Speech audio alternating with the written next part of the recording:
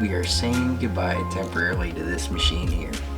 What's up guys, Jake Verdon Tech here, and today we're just going to kind of do not a build vlog necessarily, but kind of a PC vlog on dismantling my first PC here that I built. For those of you guys that follow me on Instagram, you've probably seen this thing go through quite a few changes. This was my first PC I built, and I've swapped hardware numerous times on it, but as you guys know that follow the channel and my Instagram page, which I'll probably link somewhere around here, I have a new liquid cooled PC that I've been running as my daily driver, and it's been great. And now this thing's just kind of been sitting around collecting dust, so we're gonna take it apart, clean it, and probably come up with some ideas for a new build. So as far as parts and specs go on this thing, it's kind of a intermediate build. I wouldn't say it's a complete budget build, and it kind of started off as a budget build, but I kind of built up parts over time on it. But for the CPU, we have an i5 8600K, we have a RTX 2060 graphics card. We're running a Corsair Hydro Series. It's the 360mm radiator model. 16 gigs of RAM, but a really good machine overall. It really served me well. I did all kinds of stuff with this thing, gaming, a little bit of video editing. I wasn't real heavy into it like I am now. And then I did lots of programming on this thing too, so quite a mix of tasks that I threw at it. So like I mentioned guys, I'm just going to kind of take you along for the ride on taking this thing apart and kind of go over the pros and cons of this build, what's done well on it, what's not done so well, because it definitely has its issues. From the front it looks pretty clean, but around back, I have another video on building a clean PC, and this was our example of not a clean PC. Probably link that card somewhere up top here. Yeah, so while we're building, I can kind of give you my thought process on what I would do differently as far as actually building it and routing the cables, and then choosing parts too, because that's another big thing when building a clean PC. Alrighty guys, so one more thing left to do is just get started.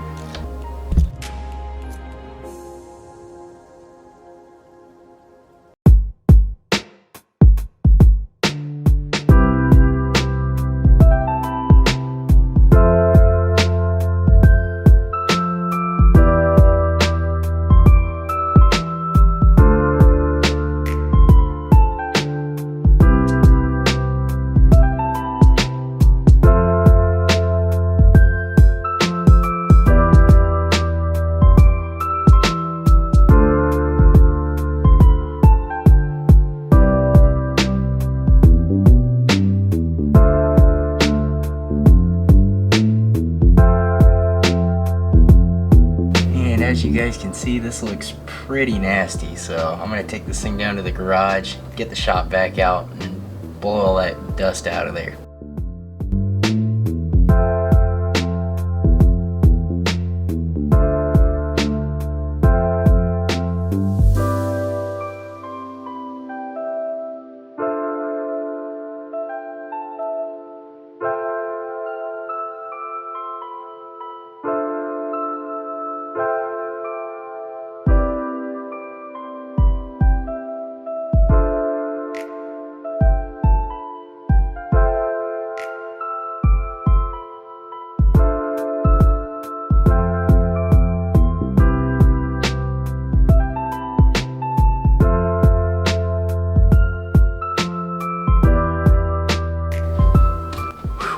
That was a workout for sure, hoofing this thing downstairs and into the garage, but got it cleaned out. It really wasn't as bad as I thought. The front filter did an excellent job of preventing any dust on the intake from getting into the case. And from what I could tell, the top filter really wasn't too dusty, so it made me think that there wasn't really any dust in the system that was going to get lifted back out the exhaust. So the front filter did a really good job on preventing dust inside the system, but overall the system was pretty clean aside from that front filter. So this is one of the main reasons why we're taking this system apart today. It is a wiry mess for sure. We have multiple hard drives, we have LL series fans from Corsair. They include a lot of wires with them, and then we also have Lighting Node Pro and a fan hub that those have to connect to. So I really just want to take this thing apart, and when we do rebuild it in possibly a smaller form factor, really going to clean it up and not have all this stuff or make it much neater.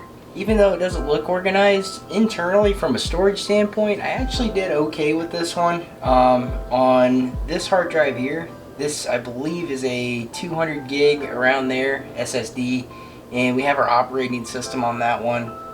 We have a 500 gig SSD, and this is our game drive, so all of our games go on there.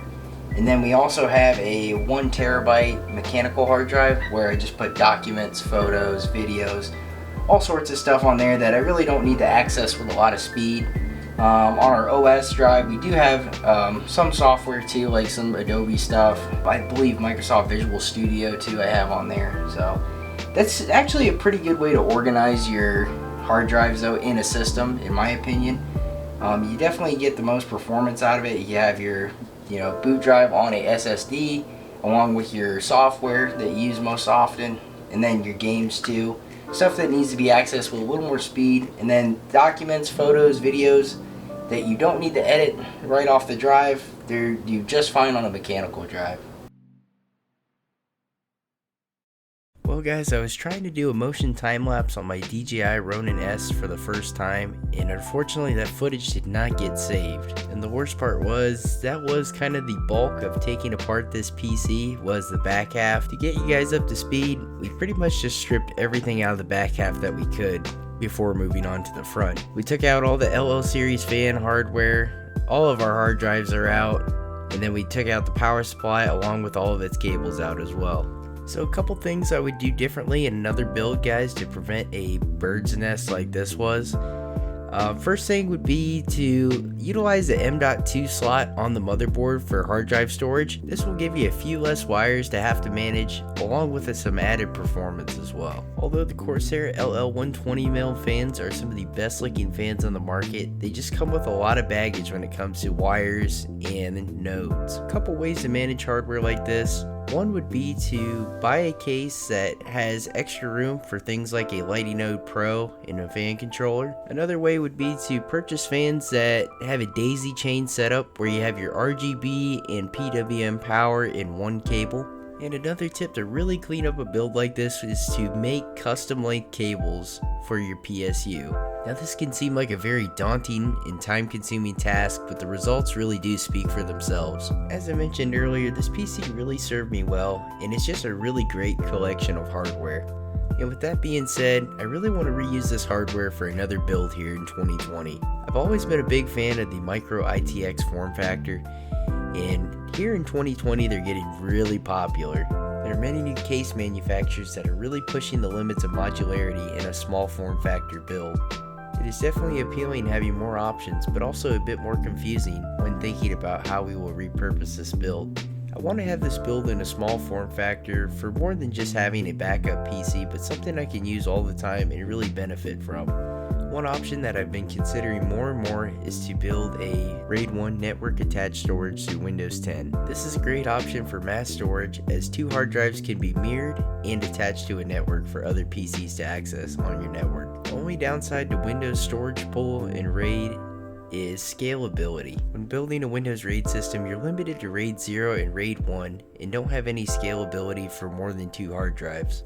With pre-built options, you have more hard drive bays available along with more RAID options. But even with low scalability and low RAID options, this might be perfect for me, as this will give me a little bit of redundancy and approximately 6 to 10 terabytes redundant storage.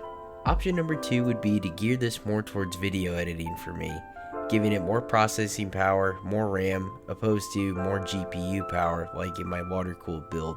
I definitely don't think this is going to be an option we'll be considering right now, as my water-cooled build is really getting all the video editing stuff done very well. Not to mention it would be even less hardware we'd be reusing, along with a very expensive upgrade price to upgrade to something like an i9 or some of AMD's offerings. That is it for this video, guys. Hopefully you all enjoyed it. Hopefully you found some takeaways from this video, such as best practices for setting up multiple hard drives, choosing parts for a cleaner, more organized build, and even though I didn't talk about it, also how to remove thermal paste from your CPU. It's really simple. All I did was put some isopropyl alcohol on a cloth and wipe the thermal paste right off the CPU. And lastly, I mentioned some ideas for a build here in 2020. leaning towards the ITX form factor. I think this will be a really good way to reuse some of our core hardware, such as our graphics card, CPU, and RAM. If you guys enjoyed the video, make sure to smash that thumbs up button, and if you want to see more tech related and PC hardware related content, be sure to subscribe. If you guys have any ITX build ideas, feel free to drop a comment below. Thanks for watching everyone, and I will see you in the next video.